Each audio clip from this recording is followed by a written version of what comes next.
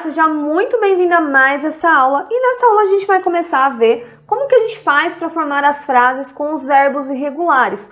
Os verbos irregulares, eles não seguem um padrão na forma como eles são escritos, assim como os verbos regulares, que a gente precisa apenas acrescentar o ed no final. Então, no caso dos verbos irregulares, cada um deles vai ter uma forma específica de ser escrito. E a gente não acrescenta o ed no final deles para poder formar o passado com esses verbos. Mais à frente na aula eu vou mostrar alguns exemplos de verbos irregulares, mas no material de apoio vai ter uma lista completa também de verbos irregulares para você já ir sabendo quais são e quais são as formas deles ali no passado para que você consiga formar as suas frases também. Então, como que a gente faz para formar frases afirmativas com os verbos irregulares? Bom, é basicamente da mesma forma que a gente faz para formar as frases afirmativas com os verbos regulares. A estrutura ela é a mesma, ela não muda praticamente em nada. A diferença é que a gente vai usar o sujeito, o verbo na sua forma irregular no passado, mais o complemento da frase. Um exemplo aqui. We gave her a doll for her birthday. Nesse caso aqui, a gente tem o verbo give, que significa dar. Então, o verbo give, ele é um verbo irregular.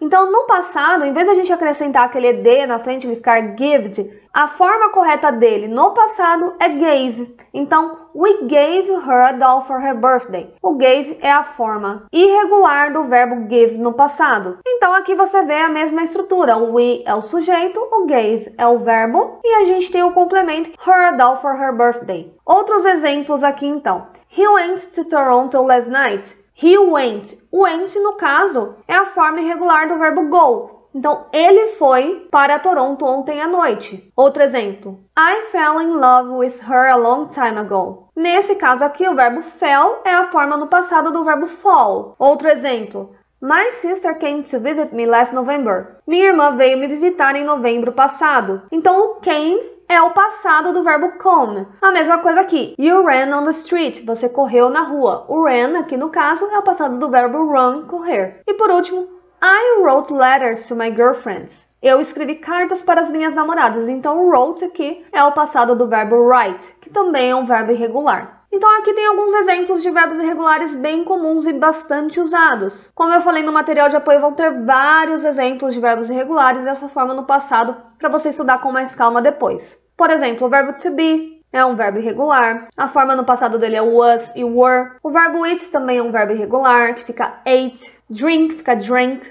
Make, made. Go, went. Get fica got.